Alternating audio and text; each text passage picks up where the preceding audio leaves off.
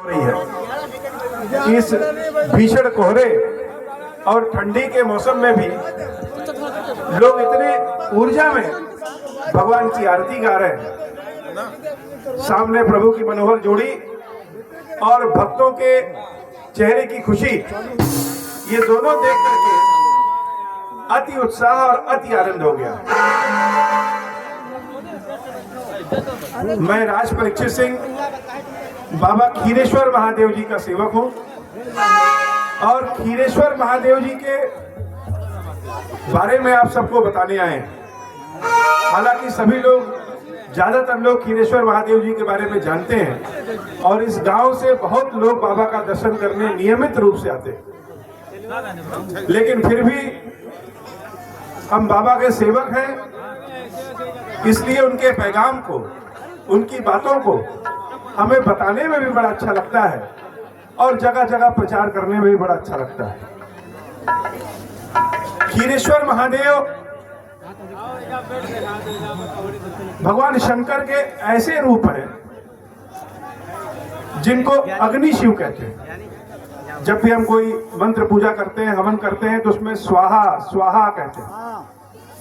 जो अग्नि प्रज्वलित होती है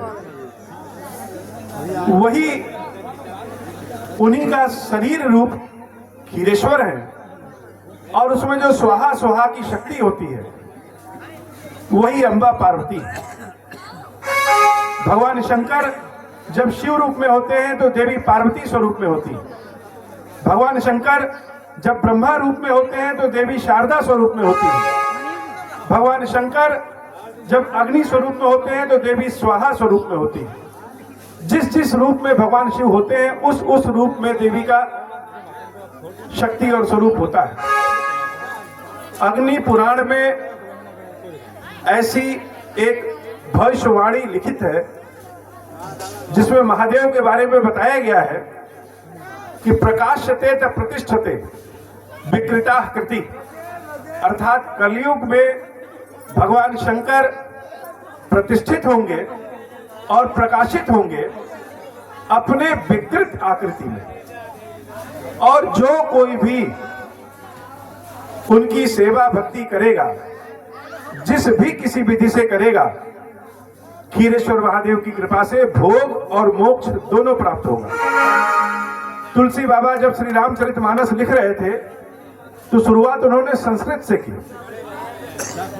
बार बार संस्कृत में लिखते और मिट जाता, बार बार संस्कृत में लिखते और मिट जाता।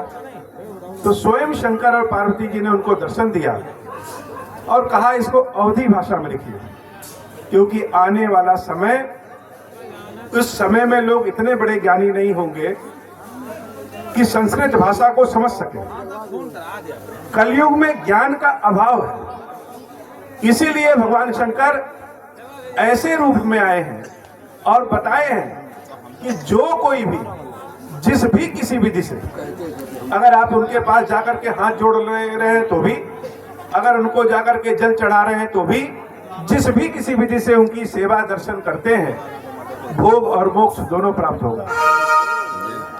मेरा यह व्यक्तिगत अनुभव है। समस्या का समाधान खीरेश्वर धाम। हम सबके जीवन में जब हम जन्म लेते हैं तब से और मृत्यु तक कोई ना कोई समस्या रहती है, चाहे वह आर्थिक हो, चाहे वह ज्ञान की हो, चाहे वह विज्ञान की हो, चाहे वह पारिवारिक हो। जिसको हम दूर ना कर सकें, खीरेश्वर बाबा की शरण में जाइए, और यह अद्भुत स्थान है जिसमें दीपक की जलती हुई लौ के समान बाबा की आकृति है। शंकर और पार्वती का एक स्थान पे मिलन है और भगवान अपने सभी स्वरूपों में विद्यमान है। आपको केवल वहां पे जा करके महादेव जी के चरणों में अपने माथे को नवाना है। यह बाराबंकी की धरती बहुत पावन धरती है, बहुत पवित्र धरती है। हिंदू धर्म के ऐसे कोई भी पूजा अनुष्ठान नहीं है जिसमें बाराबंकी का नाम ना आए, क्योंकि हम सब जब भी कोई संकल्प लेते हैं तो उसमें एक शब्द लेते हैं समय के लिए, श्वेत वराह कल्पे। वराह कल्पे, यह बाराबंकी वराह बनकी है जो बिगड़ करके बाराबंकी हो गया। यह समय ही हमारी बाराबंकी का चल रहा है और इस पवित्र धरती पे महादेव के अनेक स्वरूप हैं और उसी स्वरूप में एक खीरेश्वर महादेव प्रकट हुए हैं इस धरती पे। वह स्वयं प्रकट हुए हैं, उनको हमने या किसी ने भी छीनी हथौड़ी से बनाया नहीं है। वह स्वयंभू ज्योतिर्लिंग है जो आपके गांव के पास ही अयोध्या लखनऊ हाईवे पे चौपला तिराहे के पास श्री खीरेश्वर महादेव जी का स्थान है। उस स्थान पे वह स्थापित है, प्रकाशित है और हम सब के द्वारा पूजित होते हैं। आप सबसे अनुरोध है, अपने घर परिवार, अपने गांव, अपने रिश्तेदार नातेदार, अगर किसी के हृदय में थोड़ा भी भगवान के प्रति प्रेम जागृत हो जाए अथवा किसी भी तरह की समस्या है, आप महादेव की शरण में जाइए और निश्चित रूप से आपके जीवन की समस्या का समाधान खीरेश्वर धाम।